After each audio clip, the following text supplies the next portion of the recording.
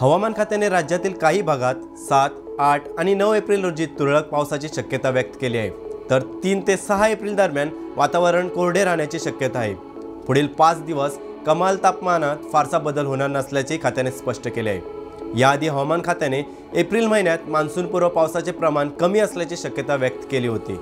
बुधवारी राज्यातील उष्णतेचा तडाखा कायम होता। पणजीतील कमाल तापमान 33.2 अंश सेल्सिअस होते, तर किमान तापमान 24.5 अंश सेल्सिअस राहिले।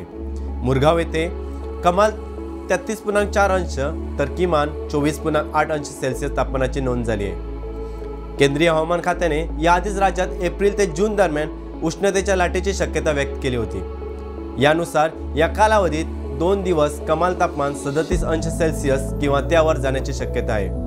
मान्सूनपूर्व पावसाची आकडेवारी पाहता राज्यात 1 मार्च ते 3 एप्रिल दरम्यान 0.3 मिलीमीटर पावसाची नोंद झाली आहे। सामान्यपणे या कालावधीत 4.5 मिलीमीटर इतक्या मान्सूनपूर्व पावसाची नोंद होते। आतापर्यंतच्या मान्सूनपूर्व पावसात 94.3% तूट आहे।